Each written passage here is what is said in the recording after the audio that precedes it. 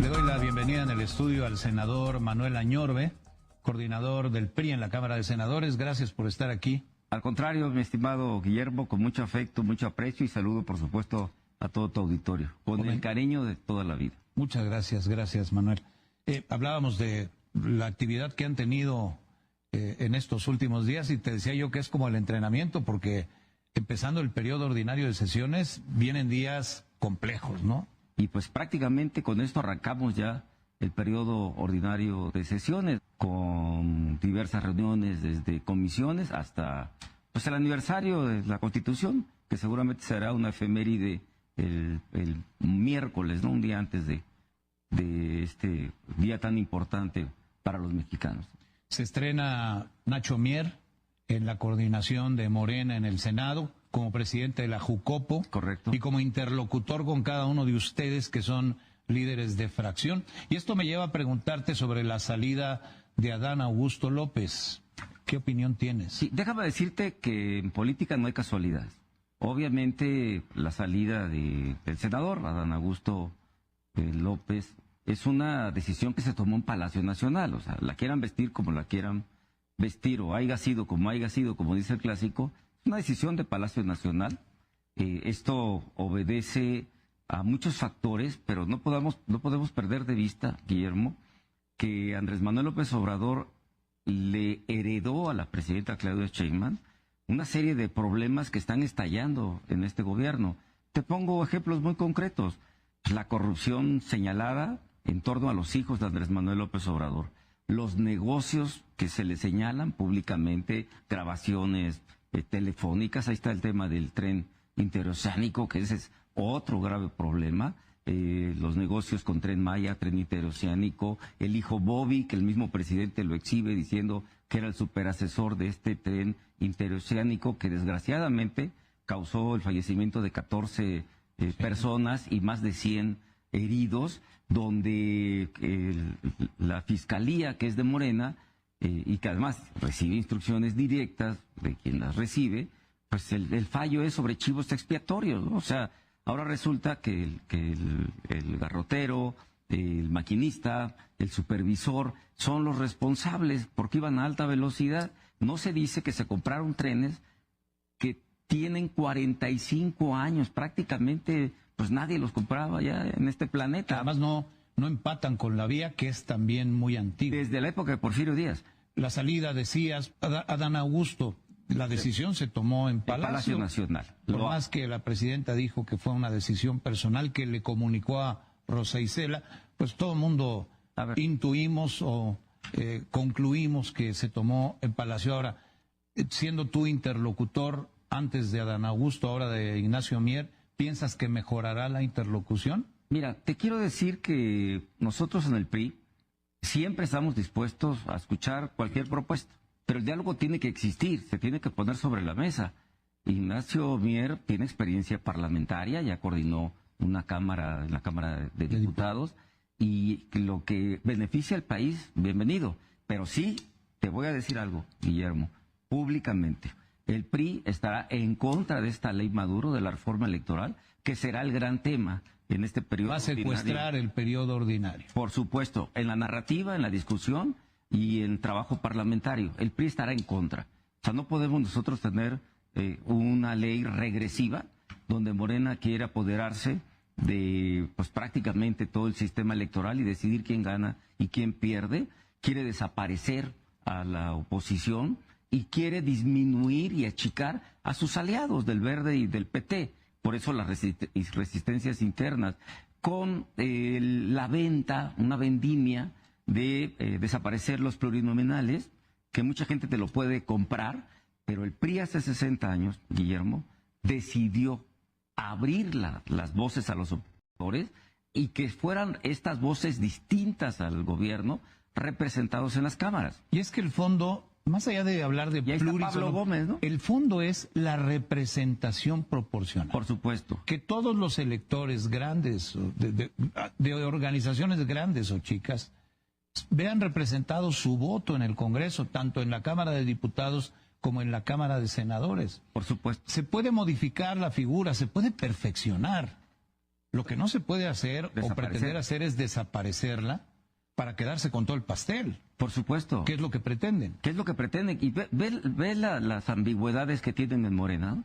Como ya se apoderaron del Poder Judicial, como desaparecieron los organismos autónomos, como el INE, pues ya prácticamente depende de ellos porque ellos deciden quién sale y quién entra. El Tribunal Electoral les dio una sobrerepresentación, que con esta sobrerepresentación que no ganó Morena en las urnas, han venido cambiando la Constitución. Hoy se quieren apoderar, igual que en Venezuela, igual que Maduro, de las instancias electorales. Y ¿Por eso le llaman así? Claro, la ley Maduro, el PRI le puso la ley Maduro porque es un traje a la medida y el manual desde Andrés Manuel López Obrador de lo que es Venezuela, un estado dictatorial, con Maduro, autoritario, y que ellos ya lo único que les falta es apoderarse del sistema electoral, mi estimado Guillermo. Acuérdate que con Maduro persiguieron a la prensa, que no era afín al gobierno, desaparecieron o los sacaron del país y los encarcelaron a las voces disidentes. Y yo te pongo dos laboratorios que se está sucediendo en este país, Campeche y Veracruz. En Veracruz hasta de terroristas acusaron a un periodista. Y en Campeche la prensa no puede publicar absolutamente nada si no le da visto bueno a la gobernadora. O sea, aguas. Por eso nosotros en el PRI, ese tema, vamos a estar absolutamente en contra y no vamos a abrir la puerta de algo que el PRI abrió en la representación proporcional. Y déjame ponerte un ejemplo, el rey de las plurinominales, Pablo Gómez, desde 1979... encabeza la comisión presidencial, claro, para la reforma electoral. Y para desaparecer la representación proporcional. Y de la que se benefició durante todo el tiempo. Desde 1979. Nunca ha ganado una elección. Y claro, quieren quitarle también el financiamiento público a los partidos, pues para estrangularlos, porque ellos tienen el dinero de huachicol fiscal, que ese es otro de los temas, que ahí están, ¿no? Que no ha habido todavía una conclusión jurídica del tema, una investigación a fondo.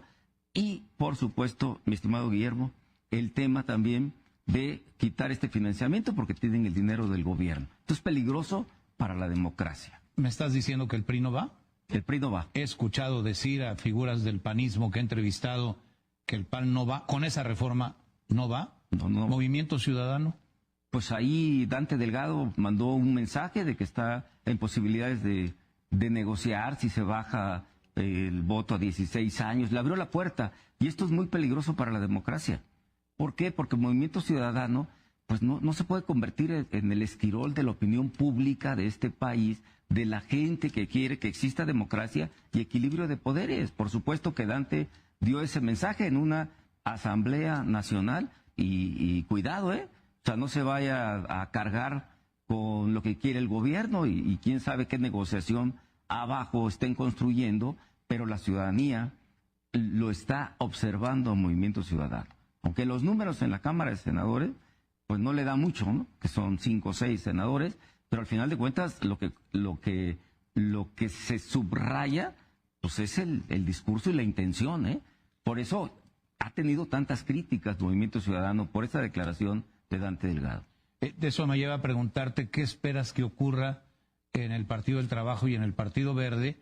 Se ha venido hablando cada vez más frecuentemente y aparentemente también con argumentos sólidos, que podría haber una fractura en la coalición, porque si el PT o el Partido Verde aceptan eso, es como darse un balazo en el pie o como ponerse la soga en el cuello, como prefieras decirlo, ¿no? Así como te digo, mi estimado Guillermo, que quiere desaparecer este gobierno con esta reforma electoral, ley Maduro, como le llamamos en el PRI, a las oposiciones, pues obviamente también quiere achicar y disminuir y arrinconar a sus aliados.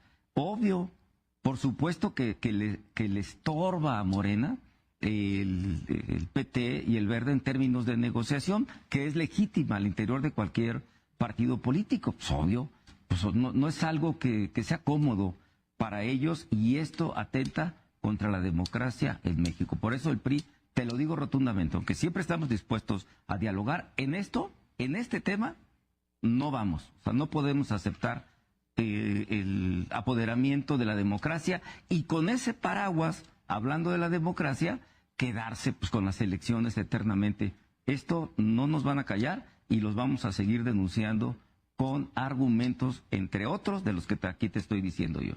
¿No parece que la reforma electoral, que según esto sigue cocinándose en Palacio Nacional, vaya a ir en un sentido distinto al que has descrito, senador Manuel Añorbe? A ver, pareciera que ellos lo que quieren es seguir construyendo un Estado autoritario, apoderarse de las elecciones. Y lo dijo el coordinador del PT en Cámara de Diputados, o sea, fue muy transparente, mis respetos, dijo públicamente, si ya tenemos el Poder Judicial, si ya tenemos el Poder Legislativo, si ya tenemos el Poder Ejecutivo, pues ¿para qué una reforma electoral? Lo dijo, aquí pasamos esa declaración, coordinador del Partido del Trabajo, a quien luego, por cierto, Monreal le enmendó la plana, pero ya estaba dicho. Pues está dicho y lo sigue sosteniendo en corto, ¿eh? Que además no parece que haya sido una situación imaginaria, sino una descripción real de lo que ha pasado. Así empecé esta plática. En política no hay casualidad. Y por supuesto que lo dijo porque él sabe que en el Poder Legislativo tienen una sobrerepresentación que no es real. Eso no se le dio el voto popular, y el Poder Judicial pues se quedaron con él.